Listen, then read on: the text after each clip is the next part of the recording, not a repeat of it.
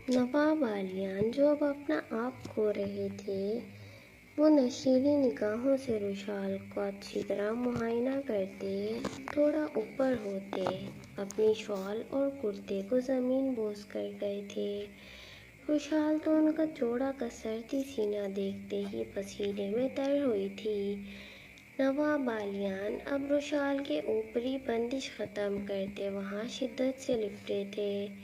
रुशाल की सिसकियाँ और मायने खेज़ आवाज़ गूंज रही थी क्योंकि नवाब आलियान अपनी प्यास बखूबी उसकी खूबसूरत कुंदन जैसी गहराइयों से बुझा रहे थे, जो आरा और नूर के होने के बाद मज़ीद खूबसूरत और दिलकश हो गई थी। रुशाल जो कहीं न कहीं उनके लम्स पर अपना आप छोड़ती उन्हें देती मदहोश हो रही थी।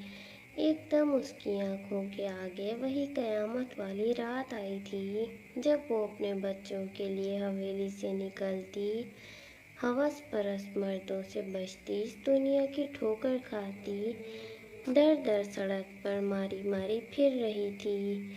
नवाब आलियान जो नीचे होते आखिरी आड़ भी जुदा करने लगे थे, एकदम रुशाल उनको बहुत बुरी तरह से झटकते धक्का दे गई थी। नवाब आलियान जो बेड पर ही पीछे लड़खड़ाए थे, बेखुदी में रुशाल जो रोती सी सकती, अब अपने आप को हाथों से कवर करती नवाब आलियान को सुर्ख अंगारा आंखों से देख रही थी। तैश के आलम में वही नवाब आलियान झुंझलाकर अपना गुस्सा काबू में करते मध्यम मगर सख्त लहजे में बोले, क्योंकि उनको रुशाल इस तरह आखिरी लम्हात में उनको बेदर्दी से झटकना अच्छा नहीं लगा था। इस वक्त वो अपने जज्बात के अरूज पर पहुंचे हुए थे। ये क्या तरीका है बेगम, जानती है ना आप इस वक्त कि मेरा क्या हाल हो रहा है। एकदम रुशाल की तरफ बढ़ने लगे, करीब मत आए मेरे। रुशाल घुर्राई थी, अब अगर आप मेरे करीब भी आए ना तो मैं अपने आप को मार डालूंगी नवाब साहब, वो चीखी थी। बेगम बस, बेगम मत बोलें, पहली वाली रुशाल मर गई है जो आपके लम्ब से सुकून लेती थी, लेकिन अब वाली रुशाल बस आपके लम्ब से घिन खाती है। नफ़रत हो रही है अभी मुझे अपने वजूद से, जहाँ अभी अभी आपने अपनी हवस छोड़ी है। ज़्यादा ही आपके जवान जज्बात बेदार हो रहे हैं ना, तो मुझे माफ़ करें, क्योंकि आपका ये लम्स मैं तो बर्दाश्त नहीं कर सकती। एक काम करें, आप तीसरी कर लें, उसको दिन रात अपनी हवस का निशाना बना दे, उससे अपनी तलब पूरी करिएगा, क्योंकि जितनी इस उम्र में आपके अंदर आग है ना, वो एक मामूली गरीब लड़की पूरी नहीं कर सकती। हाँ, एक दाश्त तो ज़रूर कर सकती है। मैं तो बोलती हूँ, अब की दफ़ा आप अपनी रातों और अपने वारिस की ख्वाहिश के लिए एक तवाइफ का इंतखाब करिएगा। रुशाल बहुत ही गलत करवाहट भरे लहजे में हद से ज़्यादा दिल को ज़ख्मी करने वाले जालिम अल्फाज अदा कर गई थी। जहाँ रुशाल ये बोलते फूली सांसों के साथ नवाब आलियान को गुस्से से देख रही थी, वहीं नवाब आलियान बेयकीनी के आलम में रुशाल को देख रहे थे। इतने गंदे अल्फाज सीधा अब वाकई उनका दिल ज़ख्मी और रूह तक घायल कर गई थी। उनका दिल ज़ख्मी और रूह तक घायल कर गई थी। आंसू निकलते नवाब आलियान की आंखों से उनकी सख्त बियर्ड में जज़ब हो रहे थे। रुशाल जो उनके आंसू देखती एकदम हिली थी। लम्हों में उसको एहसास हुआ था कि वो वाकई में बहुत ही ज़्यादा गलत बोल गई थी। वो मर्द जिसने हमेशा एक बच्ची की तरह उसके नाज नखरे उठाए थे, वो सब कुछ कैसे भूल गई। नवाब आलियान खामोशी से बेड से उठे और नीचे से अपनी कमीज शलवार قمیض اور شال اٹھا کر ڈالی۔ روشال جو بھیگی آنکھوں سے ان کی پشت دیکھ رہی تھی، اس کو اپنی غلطی، اپنے الفاظ کا شدید احساس ہوا تھا۔ اس کا شوہر واقعی ایسا نہیں تھا، پھر بھی وہ ایسا کیسے بول گئی؟ نواب بالیان انگلی سے اپنے آنسو صاف کرتے اس کے پردے پکڑ گئے تھے، بنا اس کو دیکھے۔ نواب جی، پہن لیں، اب کبھی آپ کو تنگ نہیں کروں گا، سو جائیں آرام سے۔ وہ اتنا سا بولتے اپنی شال جھٹکتے کمرے سے باہر نکل گئے تھے۔ روشال کے اب صحیح معنی میں آنسو نکلے تھے۔ وہ روتی ہی بیڈ پر الٹی ہوئی تھی اور سسکتے ہوئے بیڈ شیٹ کو جکڑ گئی تھی۔ اس کو پتہ لگ گیا تھا کہ وہ بہت ہی زیادہ جارحانہ انداز میں بہت غلط بول چکی تھی۔ یار اب یہ بہت زیادہ اوور ایکٹنگ نہیں کر رہی؟ ایسا بھی کیا بولا ہے؟ انہوں نے تو ویسے کچھ بھی نہیں بولا، اس کے شوہر نے ان کو۔ عجیب۔ دوسری طرف نواب بالیان علی خان حویلی کی بڑی سی بالکنی میں کھڑے سگریٹ پھونک رہے تھے۔ آنسو ابھی تک ان کے سخت عارض کا حصہ بنے تھے۔ روشال کے بے درد لفظ جو نواب بالیان خان کی سماعتوں میں گونج رہے تھے، کسی شیشے کی طرح۔ ایک دم وہ گریل کو پکڑ کر چیخ اٹھے اور اپنی سرخ غصے سے بھری آنکھیں نیچے کی طرف گاڑتے ہوئے بولے، میں ایسا نہیں ہوں۔ کیا اپنی حلال بیوی کی چاہت رکھنا غلط ہے؟ اس وقت دونوں میں توازن قائم نہیں کر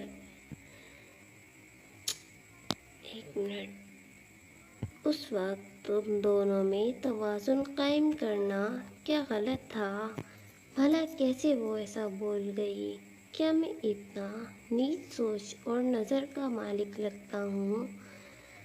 اگر ان کو میرے لمس سے گھن آتی ہے تو پھر میں اب ان کے قریب نہیں جاؤں گا، اپنے جذبات پر تالا لگا دوں گا۔ وہ بے رحمی سے بولتے اندر کی طرف بڑھ گئے تھے۔ صبح کے 10 کا وقت تھا۔ روشال جو پوری رات نہیں سوئی تھی، ایک تو اپنے الفاظوں کے احساس کی وجہ سے، اوپر سے اس کی دونوں بیٹیاں جلدی اٹھ گئی تھیں۔ روشال جو شاور لے کر بیڈ پر بیٹھی آرا کو فیڈ کروا رہی تھی، اور نور سامنے ہی اس کے پاس لیٹی اپنی زبان نکال کر کھلکھلا رہی تھی۔ روشال آرا کو فیڈ کروا رہی تھی، لیکن اس کا سارا دھیان نواب بالیان کی طرف لگا تھا۔ اس وقت روشال سمپل سی ریڈ شلوار قمیض میں ملبوس گیلے بال اس کی پشت پر لہرا رہے تھے۔ ہلکا سا وزن زیادہ ہونے کی وجہ سے روشال کا سراپا اور زیادہ اٹریکٹیو ہو گیا تھا۔ ہلکی سی گلابی لپسٹک لگائی تھی اس نے، جو اس کا ماننا تھا کہ ایک سہاگن کو اپنے سہاگ کے لیے ہمیشہ لگانی چاہیے۔ اتنے میں نواب بالیان کمرے میں داخل ہوتے اپنے نم بالوں میں ہاتھ پھیرتے اسپاٹ تاثرات کے ساتھ آئے تھے۔ ان کو دیکھتے روشال نے اپنی آنکھوں کی نمی کو کنٹرول میں کرتے اپنے نچلے لب کو کاٹتے اپنی نظریں جھکائی تھیں، پر وہ چوری چوری ان کو دیکھ رہی تھی۔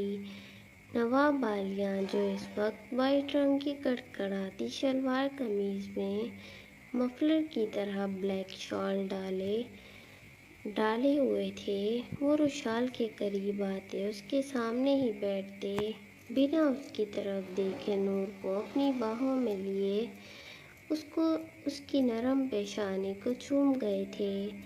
نور جو کھلکھلا کر ہنسی تھی۔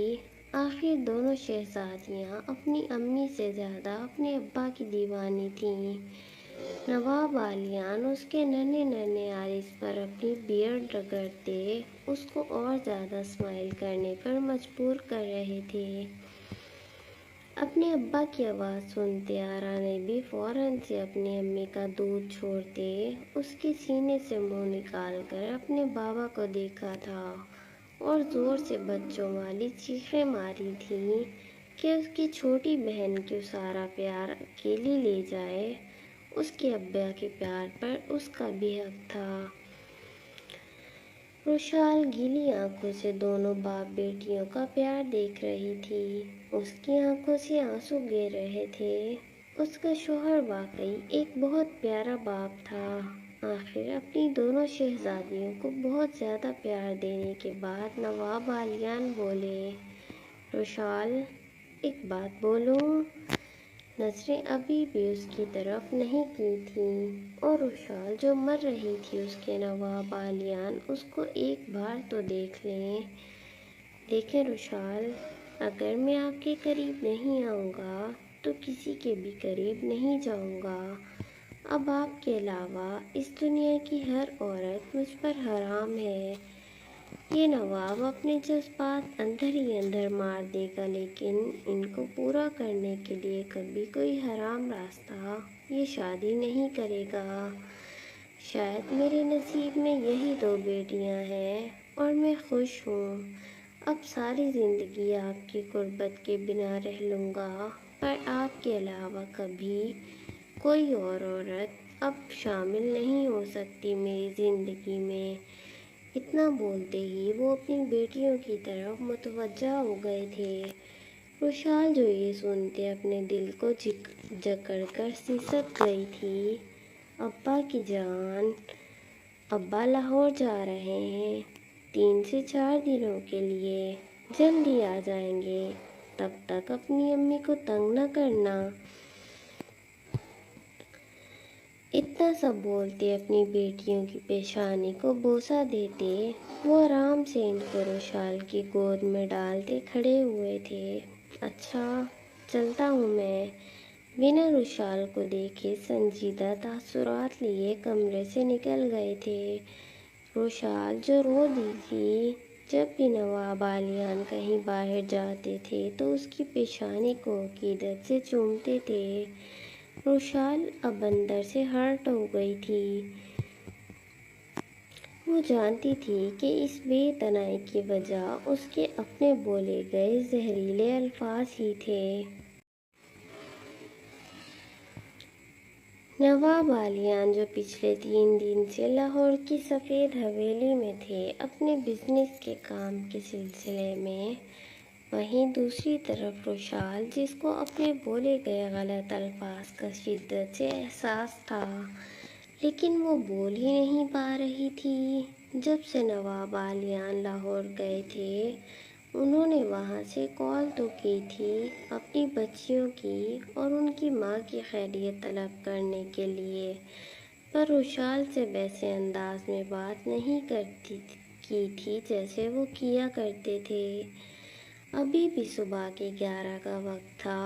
روشال جو ابھی شاور لے کر ڈھیلی ڈھالی ڈارک بلو رنگ کی قمیض اور نیچے کھلا سا پلازو پہنے نکلی تھی، اس کے گیلے بال جو اس کی بل کھاتی خوبصورت کمر پر الجھے سے بکھرے تھے، روشال کی نیلی خوبصورت آنکھیں جو شاید شاور کے نیچے رونے کی وجہ سے سرخ متورم ہو رہی تھیں، کانوں میں ہلکی سی گولڈ کی بالیاں پہنی ہوئی تھیں اور گلے میں ڈائمنڈ کا لائٹ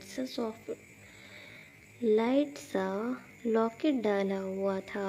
ہاتھ کی بیچ والی انگلی میں نواب بالیان کی دی ہوئی انگوٹھی پہنی ہوئی تھی۔ وہ ایک جھلک آئینے میں اپنے آپ کو دیکھتی بیڈ کی جانب بڑھی جہاں اس کی دونوں بیٹیاں اٹھ گئی تھیں۔ وہ کھیلتی ہوئی کھلکھلاتی اپنے ننھے ہاتھ پاؤں مار رہی تھیں۔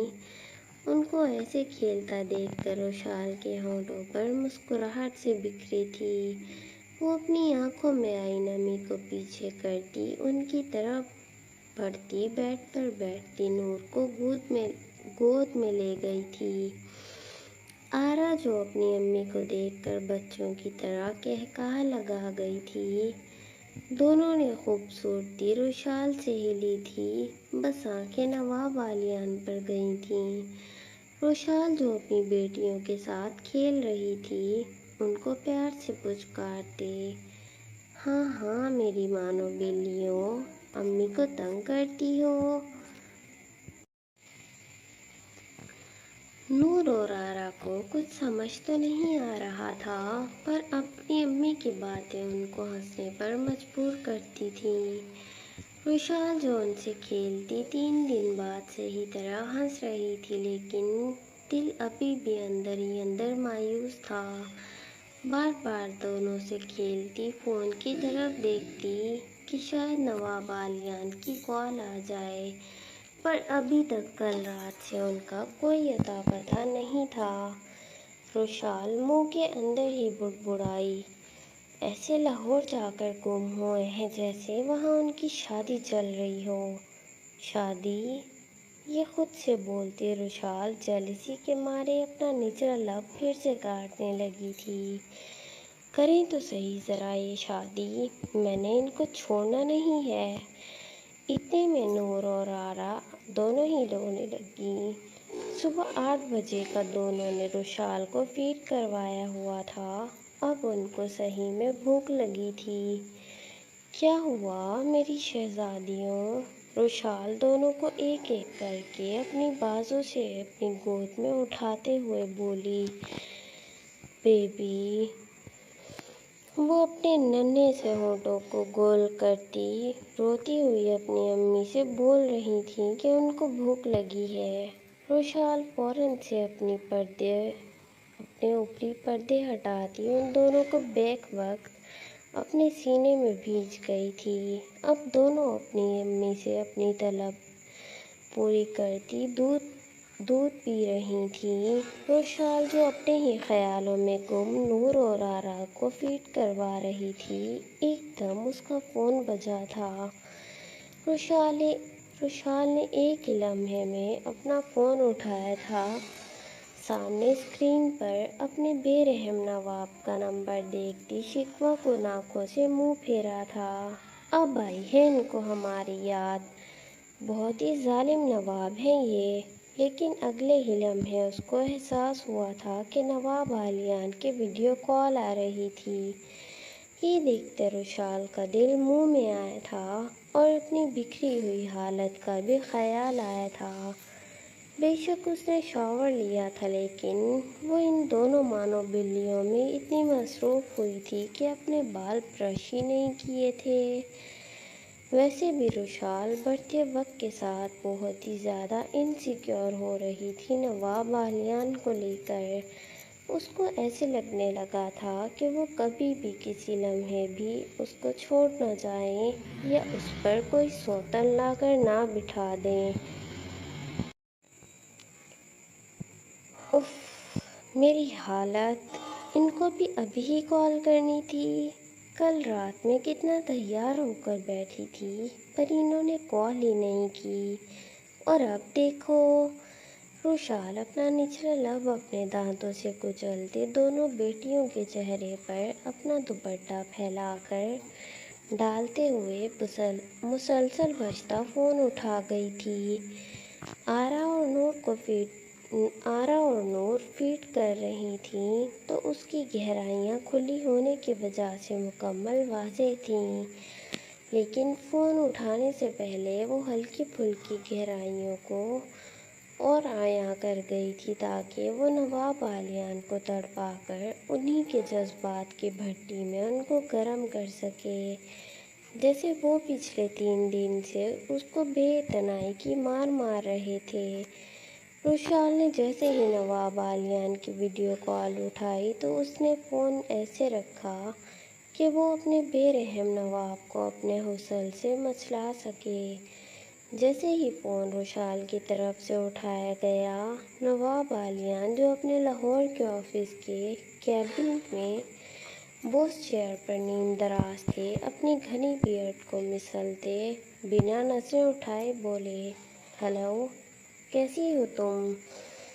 روشال جس نے کوئی جواب نہیں دیا تھا، دینا چاہتی تھی، پر فون پر سامنے نظر آنے والے نواب کو دیکھ کر اس کو اپنی انا یاد آ گئی تھی۔ ویسے ہی وہ بہت زیادہ نواب بالیان سے روٹھی ہوئی تھی، جو اس سے بولنے کے بجائے اس رات خود ہی بے اعتنائی کی اس کو مار مار کر لاہور بھاگ گئے تھے، وہ بھی پتہ نہیں کیوں۔